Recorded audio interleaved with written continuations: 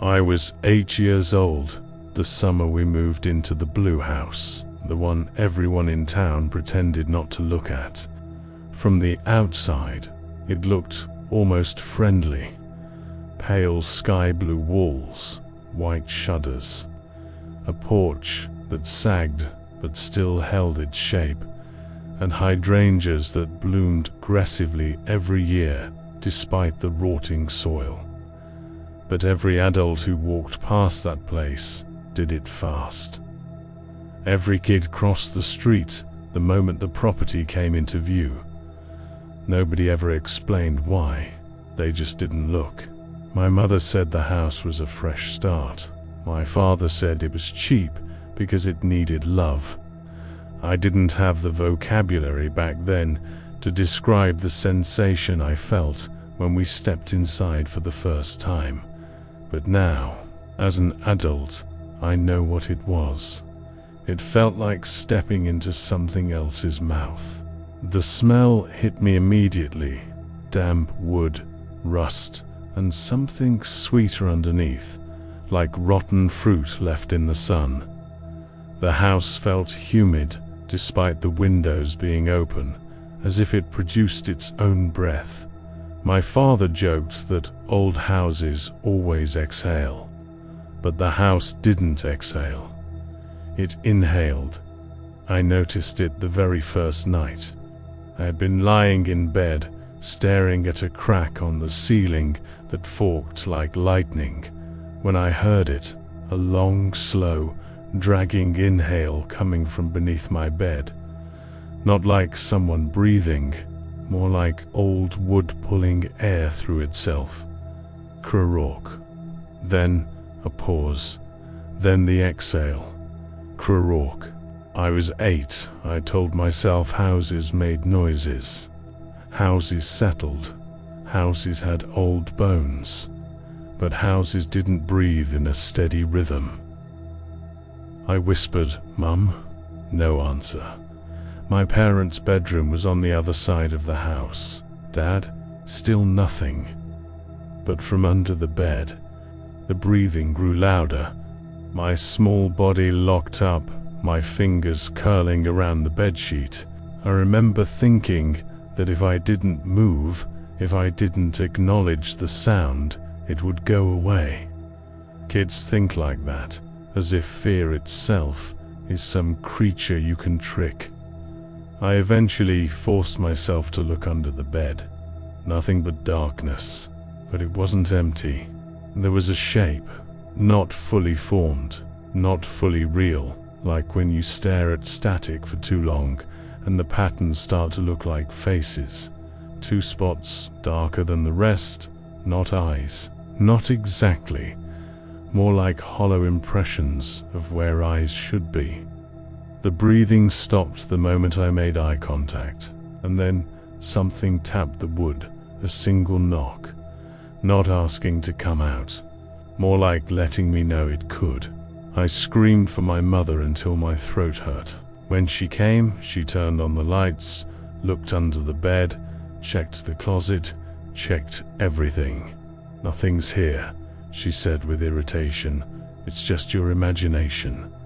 But when she left the room, the knock came again, this time from inside the wall.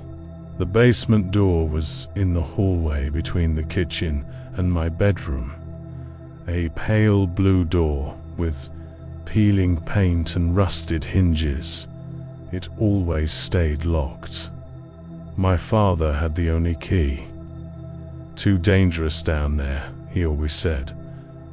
Rotting wood, mold, broken steps.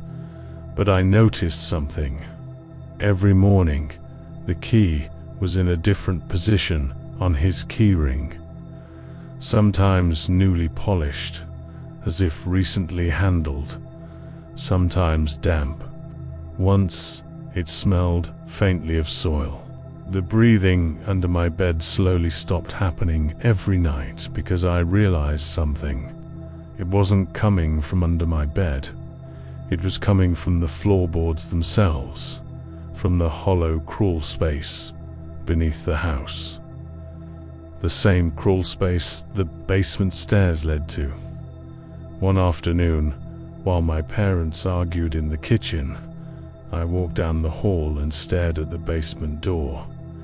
It stared back. Not literally, but the blue paint seemed darker around the edges, like the wood absorbed the shadows nearby, like it was listening. I put my ear to the door. Nothing at first. Then, a scraping sound, slow and deliberate. Something dragging across the dirt floor beneath the house, not aimlessly, moving toward the stairs. I stepped back, terrified, but before I could run, the doorknob turned. Just a fraction of a rotation, just enough to prove it wasn't stuck, just enough to prove something on the other side had touched it. And then a whisper, soft, female, broken. "Come down, little one." I bolted, tripping over my own feet, and didn't stop until I ran outside barefoot into the hydrangea bushes. My legs bled from the branches, but I didn't care. My mother found me shaking. I told her someone was in the basement. Her lips tightened. She didn't look confused. She looked angry, like I had said something deeply inappropriate. That night, my father installed a sliding deadbolt across the basement door, on the outside. If the problem was the basement being unsafe, why did they need to keep something in? Kids notice things adults pretend not to see. One evening near sunset, I sat on the back porch, drawing with chalk. The air was still and heavy, and the cicadas droned loud enough to make thought difficult. As the light dimmed, I wandered toward the side of the house where the crawl space vents were, little rectangular openings covered with loosened metal grates. Something moved behind one of them. I froze, chalk falling from my hand. A hand, pale, dirt-covered, with long, cracked fingernails, slid out between the slats. Not reaching for me, searching, feeling the air. My breath caught in my throat. The hand paused, then slowly curled, gripping the metal grate as if testing it. I stepped back. The hand withdrew, and then a face appeared. A woman. Or what used to be one. Skin so thin, I could see the blue veins underneath. Eyes too large, reflecting the fading light like an animal caught in headlights. Hair clumped with soil. She didn't speak.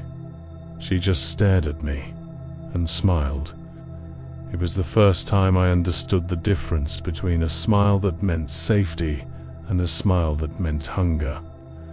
I screamed so loud the entire neighborhood must have heard. My father sprinted outside and grabbed me, demanding to know what happened. I pointed at the vent. He dropped to his knees, yanked the grate off, and shined his flashlight inside. Nothing, but the dirt was freshly disturbed, as if something had moved through it moments before. My father cursed and slammed the grate back on, then carried me inside. My mother didn't speak a word. She just locked every door in the house and shut every window. That night, they didn't argue. They whispered, urgently, fearfully, and I realized something horrifying. They weren't surprised by what I saw. The blue house had belonged to my mother's sister before us, Aunt Marlene. I barely knew her. She had died years before I was born. A tragic accident, they always told me. But that night, the night I saw the woman in the crawl space, I overheard my parents talking. Not arguing, planning. "We should have never come back here," my mother whispered. "It remembers. It's not a what. It's a who," my father said. And it wants the kid. It always wants the youngest. I remember standing in the hallway, heart pounding, listening through the cracked door as my mother cried. "She won't take him," Mum said. "Not again. Never again. Again." That word lodged itself in my skull like a splinter. Again. My parents had lost someone else to the house. Not a neighbor.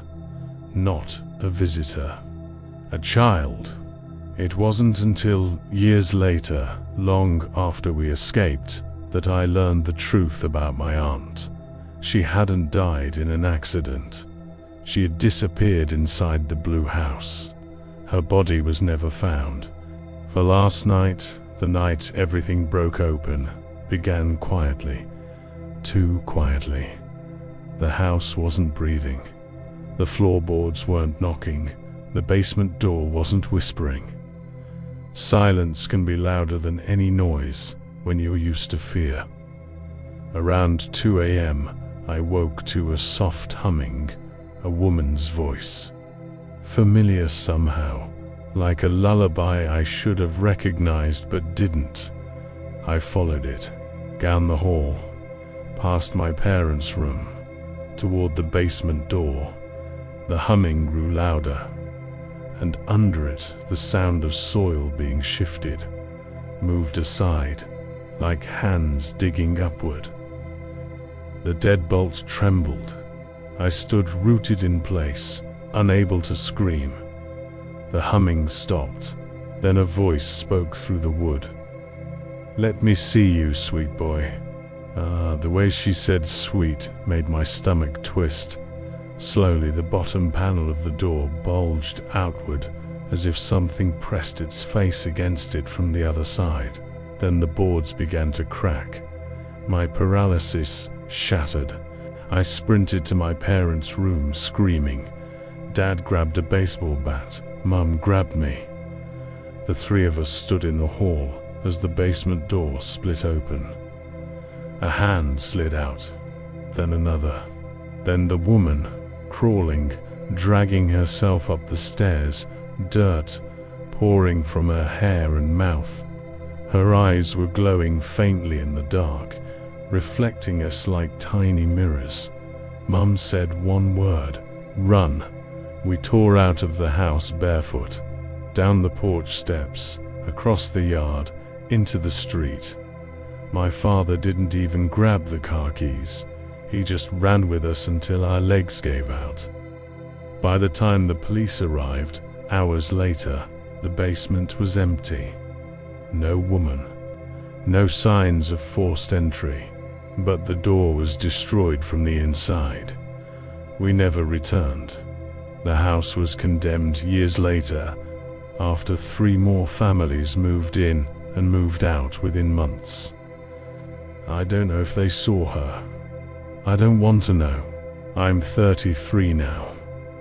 I still dream of the blue house, of breathing floorboards, of hands in the crawl space, of that smile. But the worst part isn't the memory. It's what happened last month, when my son, 8 years old, woke me at 2 a.m. He said, "Daddy, there's a lady under my bed." I told him it was just a bad dream. But when I tucked him back in, the floorboards beneath us inhaled. Long, slow, familiar, just like before.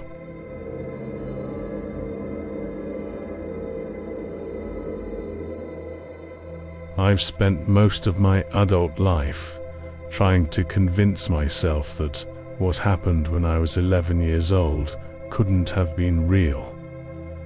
Childhood memories about unreliable, especially the ones steeped in fear.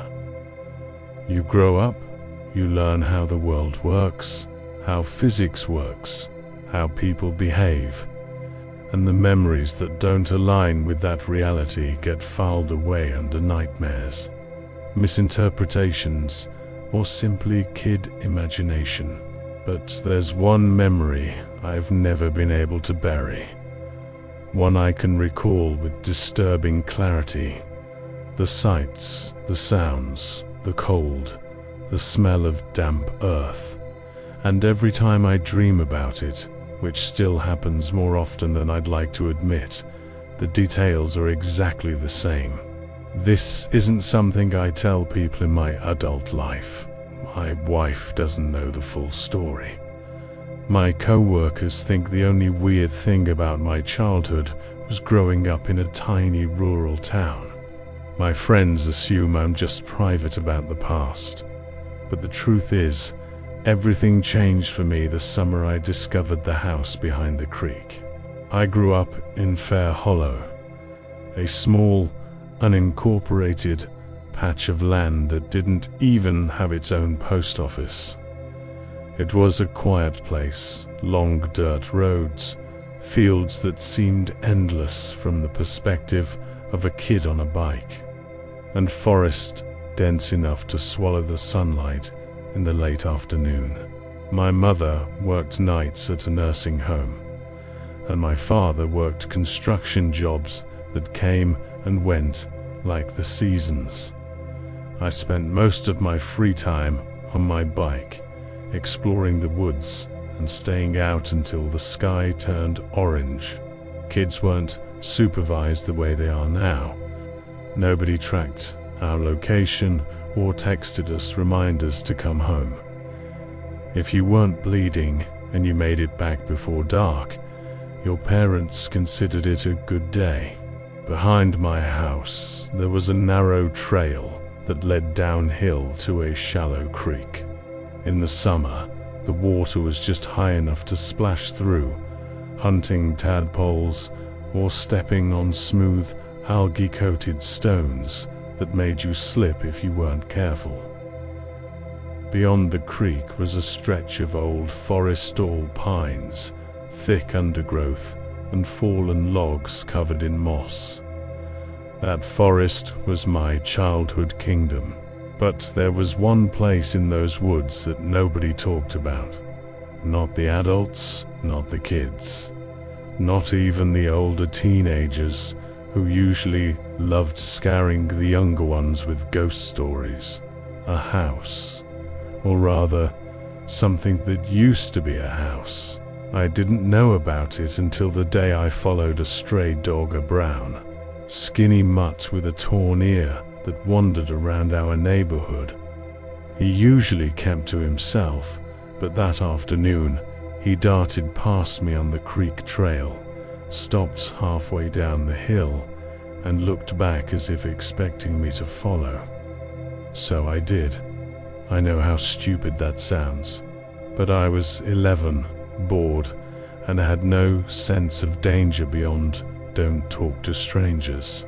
The dog stopped at the creek, drank for a moment, then crossed. I splashed after him. On the other side, he slipped into a thicket of brush I had never bothered to push through before. I hesitated. The branches scratched my arms and slagged on my shirt, but curiosity overpowered my discomfort. When I emerged on the other side, I found myself in a part of the forest I had never seen. The trees were closer together here, forming a canopy so thick the sunlight barely made it through. The air felt heavy, strangely still, with no birdsong or rustling leaves. The silence was so complete, it made my ears ring. The dog trotted ahead, weaving between trees until he reached a clearing. And that's when I saw it, a house. Or what remained of one. It was a small wooden structure, maybe 100 years old. Most of the roof had collapsed. The chimney leaned dangerously to one side. The windows were nothing but jagged frames. The boards on the outside walls were warped and blackened, as if they had been burned long ago. Moss covered everything, thick, deep green, swallowing the edges of the house like an infection. I remember stopping dead in my tracks. I knew every inch of these woods, or At least, I thought I did.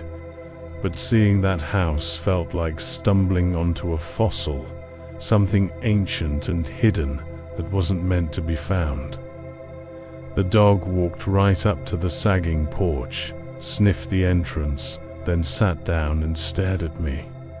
I should have turned around. I should have gone home. But I walked forward. The first strange thing happened before I even reached the porch. I heard humming, very faint, like a woman humming a lullaby.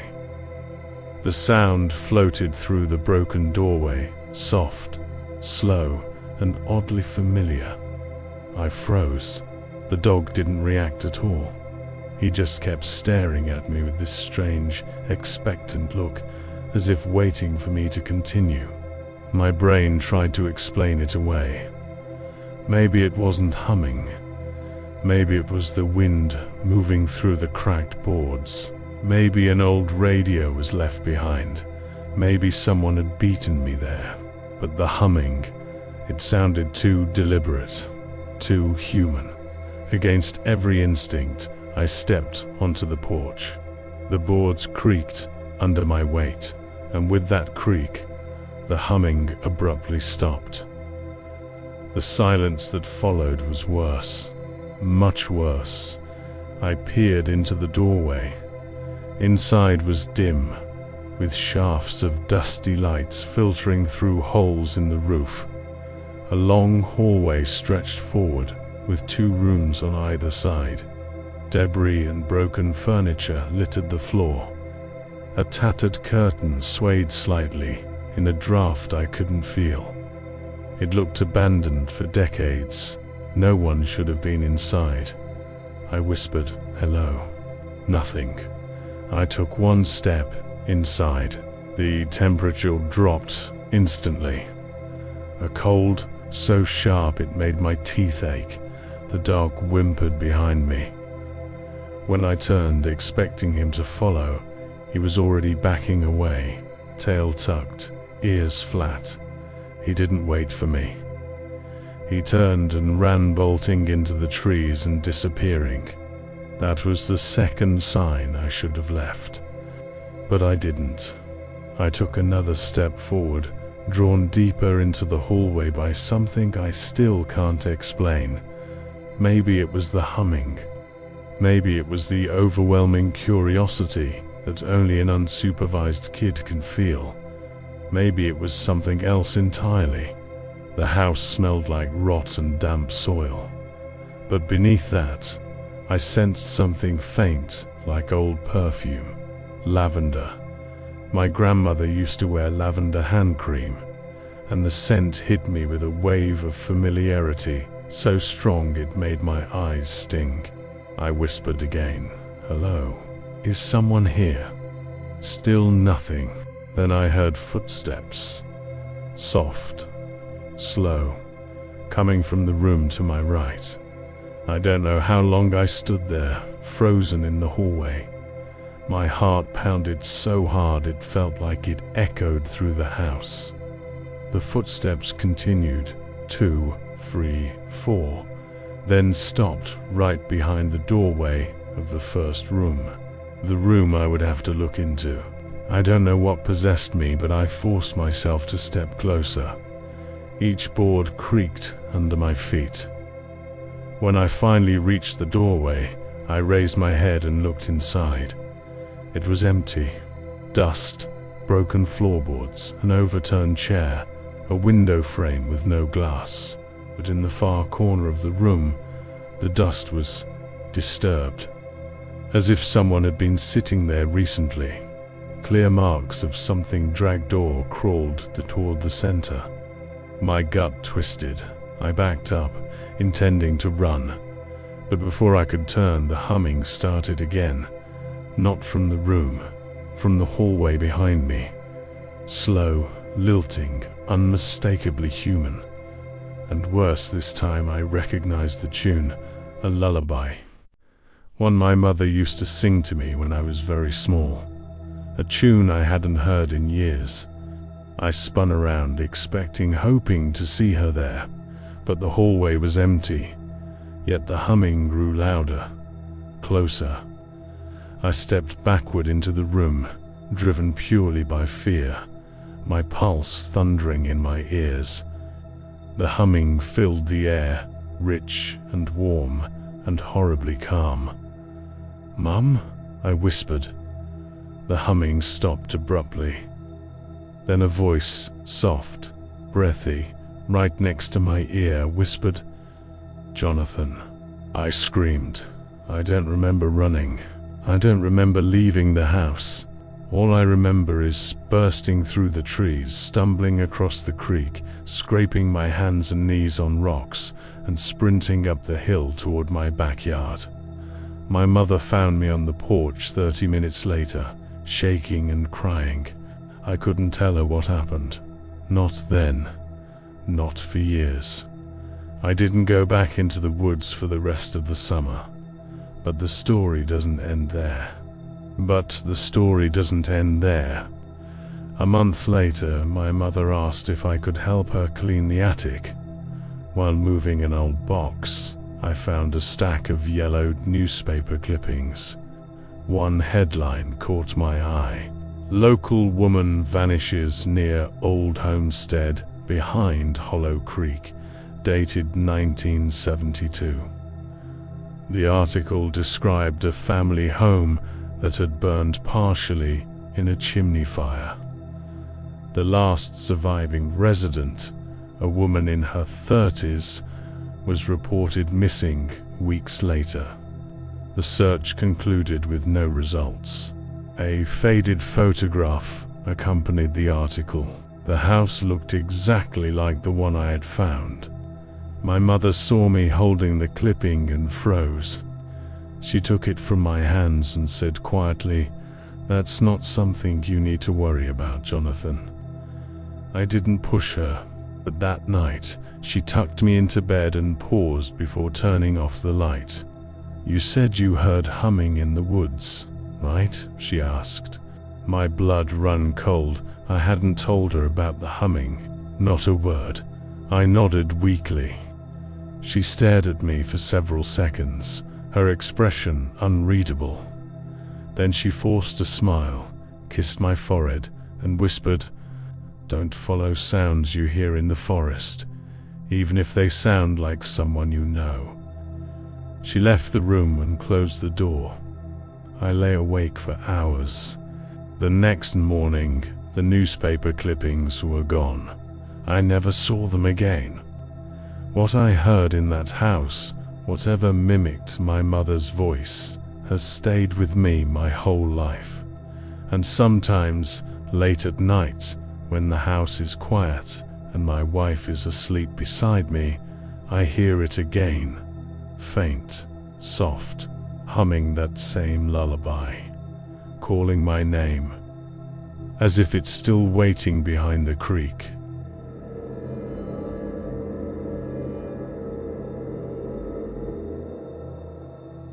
I grew up in a quiet neighborhood on the edge of a medium-sized town, quiet in the way most suburban places are quiet. Predictable, safe, and so ordinary that nothing ever seemed out of place. Our street was a straight, lazy stretch of pavement, bordered by oak trees and identical mailboxes.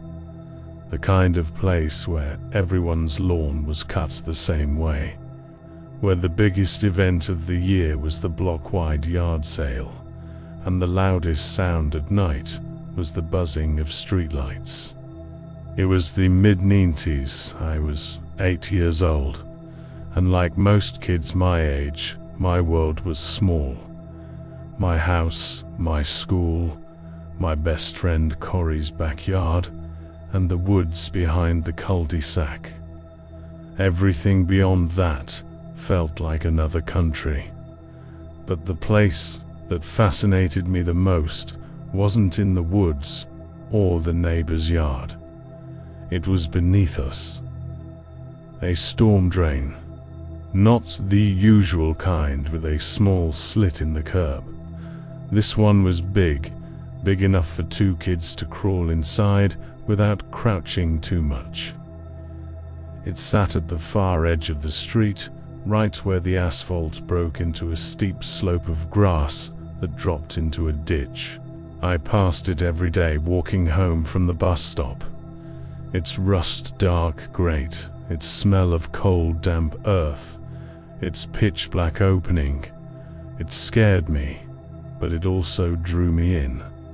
Kids in the neighborhood dared each other to touch it, to lean in and look down, to shout a name and wait for the echo. But there was one rule, spoken in whispers by the older kids: don't go inside after dark. Nobody ever explained why. Nobody had to. It felt wrong. Even in daylight, cold air blew from the opening like the place had its own breath. And if you listened closely, the drain made sounds you couldn't mistake: drips, groans, faint shifting like something moving far underground. When I asked my mum about it, she just said, "Stay away from there, Evan. There's nothing for you down there." But something was down there. And I know that because of what happened the summer I turned 8. It was late July, almost dark, the sky still holding onto a strip of purple above the rooftops. Corey and I had spent the day riding our bikes around the neighborhood, pretending we were cops chasing an imaginary criminal. By the time we reached the slope near the storm drain, the streetlights had just flicked on. We were about to call it a night when Corey stopped pedaling and stared toward the ditch. "Do you hear that?" he asked. I stopped too. At first, I heard nothing but insects and a distant hum of the highway. Then, faint and distant, a clink echoed from the storm drain, metal on stone. We both froze. Another clink, then another, rhythmic, like something tapping the inside of the pipe. I don't know why we went closer. Curiosity is a powerful thing, especially when you're a kid. We laid our bikes in the grass and stepped carefully down the slope. The air got colder as we approached the drain. I remember goosebumps rising on my arms. "Maybe it's water," I whispered. "Doesn't sound like water," Corey replied. We stood 3 feet from the grate, staring into the darkness. "Hello?" I called, instantly regretting it. The tapping stopped. Silence filled the drain, thick, heavy, suffocating. Then, after what felt like a full minute, a voice drifted out. "Is someone there?" Corey grabbed my arm so hard his nails dug into my skin. The voice was small, young, a boy's voice. But there was something strange about it. It sounded close right near the entrance, yet somehow far away at the same time, like it echoed from deep within the tunnels. Corey whispered, "We should go." But I stepped closer. "Who are you?" I asked. Silence. Then the voice answered, "I'm lost." Before we could say anything else, a car turned the corner up the street, and headlights washed over us. The voice fell silent. Corey bolted toward his bike. I followed, and we left without looking back. I barely slept that night. 2 days later, I went back alone. Kids do stupid things when something scares them. They stare harder, get closer, test the danger to prove they're not afraid. Or at least, that's what I told myself as I walked down the slope toward the drain at noon. It was bright outside, the kind of heat that makes the asphalt shimmer. The smell of cut grass filled the air. Everything felt normal. But when I reached the drain, that cold breath rolled out of it again. "Hello?" I said quietly. For a moment, nothing. Then, you came back. The same boy, same small voice, Same eerie echo. "What's your name?" I asked. A long pause. Then, "I don't know," I frowned. "How can you not know your name?" Another pause. "I forgot." I felt a chill despite the heat, the kind of chill that creeps down your spine like a drop of ice water. "Where are you?" I asked. "In the dark," he whispered. I leaned in closer. "Do you want help?" "Yes," he breathed. I took one step toward the grate, raising my hands to grip it and look inside. And the boy said softly, "Don't open it." That scared me more than anything. "Why not?" I asked. A sound drifted up the pipe, soft sliding, like someone shifting on concrete. Then he whispered, "He'll hear you." I stumbled back, heart thudding. "Who?" Silence. Then, barely audible, "The other one." I ran all the way home, even though it was the middle of the day. I told Corey what happened. He didn't believe me until we went together the next afternoon, and the boy spoke to us again. This time, his voice sounded weaker, trembling. "Please help me," he kept saying. "Please, I'm cold." Corey whispered, "Maybe he fell in." But we both knew he didn't sound like a kid who'd been there 2 days. He sounded older, not in age, but in pain. We did the only thing we could think of. We went to Corey's dad. We told him everything. The voice, the tapping, the boy being lost. Corey's dad walked with us to the drain, annoyed but curious. He crouched, listened for a full 30 seconds, then shook his head. "No one is down there," he said. "It's just echoes. Pipes make sounds." We begged him to open the grate. He refused. "It's bolted shut for a reason. You boys stay away from this thing, understand? You could get stuck in there." We nodded, but we didn't stay away. Because that night, everything changed. A storm rolled in that night.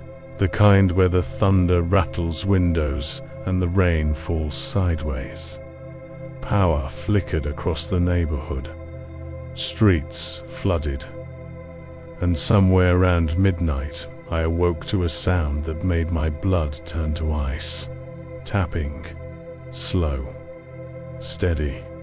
Coming from outside. I got out of bed, walked to my window, and looked out through the rain-blurred glass. Down the street, just barely visible under the streetlight, was the storm drain, and something was moving inside it.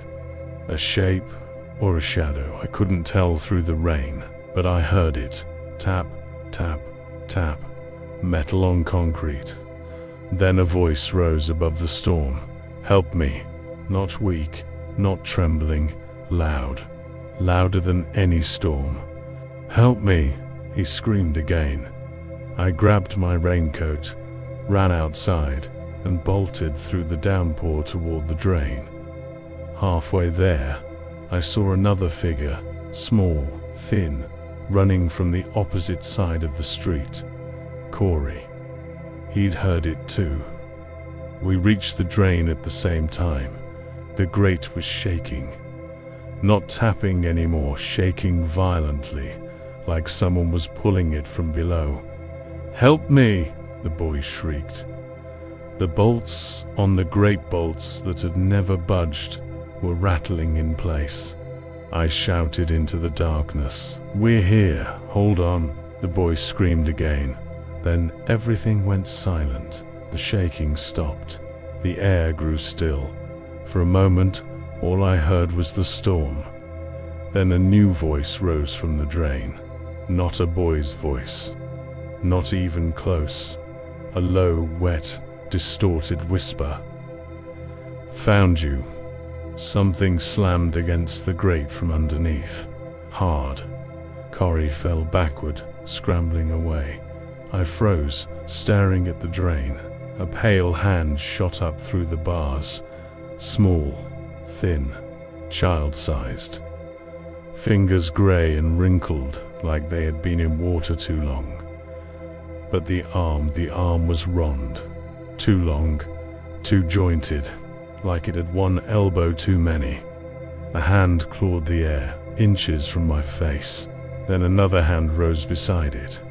No, not a hand, a shape, a silhouette, and a pair of eyes stared up at me from the darkness. Not glowing, not dramatic, just open, wide, unblinking, human but not human, staring, watching, waiting. I screamed.